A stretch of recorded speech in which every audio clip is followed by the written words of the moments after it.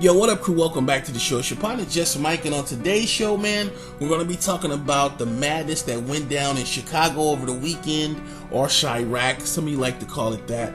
But yeah, man, more than 9 people were killed and 47 people were shot over the 4th of July weekend, and one of the victims was 17-year-old Vonzel Banks. All right, he was actually fatally shot while he was playing basketball on Friday at Hydea Pendleton Park. And the crazy part about that is that this park is actually named for Hydea Pendleton, the little 15-year-old girl who actually lost her life in a park after attending the presidential inauguration. So I mean, it's just crazy, man. And then we're talking about little 7-year-old Amari Brown. This kid actually came home from watching fireworks and was fatally shot in the chest on the street, along with a 26-year-old woman. She actually survived and he didn't. But then it came out that a lot of people were saying that the intended target was actually his father, and they found out that he was actually a gang member with more than 45 arrests. And I'm not blaming his father, man. I'm blaming the violence that's going on in Chicago.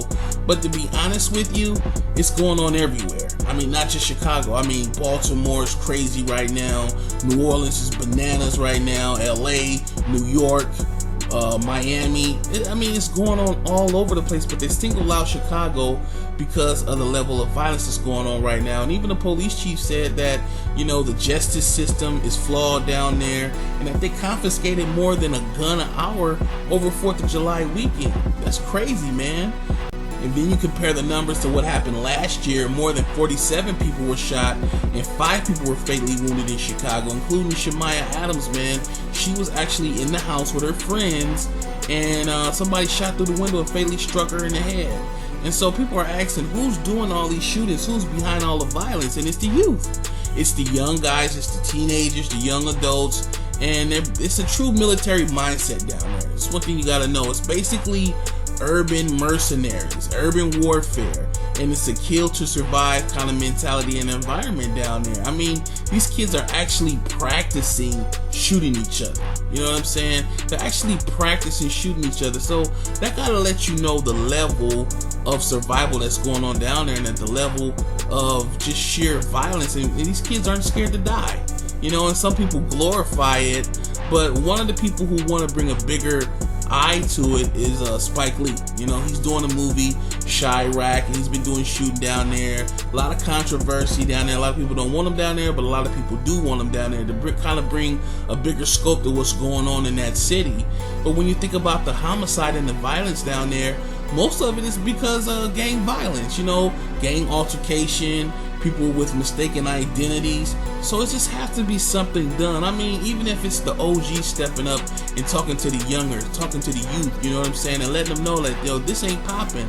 Because if nothing is never done about this, if the community doesn't step up, and I'm talking about everybody, not just black people, but if the community doesn't step up, you're going to have a true police state where people can't even walk out the house without 20 forms of ID, or everybody's going to have to wear bulletproof vests. And what you don't understand is that with all this violence going on, you're truly killing the future. You're killing our future leaders of tomorrow, and that has to stop, man. It just has to stop. But like I say, man, I want to know what you guys think about it. Doing these stories is never easy, man. It's kind of hard for me to do these stories, finding out all the facts and everything, but I figured I had to bring it to you guys just to like let you guys know. And you know, this is no laughing matter. I would definitely not do a story like this and be clowning and joking. I usually do stories with a little bit of lighter fare, a little bit of funnier side to them, but this was serious and I felt like I had to bring it to you guys, man. But like I said, I truly want to know what you guys think, so make sure you guys hit me down in the comment box. Make sure to share this story across your social networks, and make sure you guys subscribe to the channel, and make sure you guys subscribe to me on social media at JustMike77. That's on Twitter and Instagram if you really want to keep up with everything that we do on the show. But that's it for this one.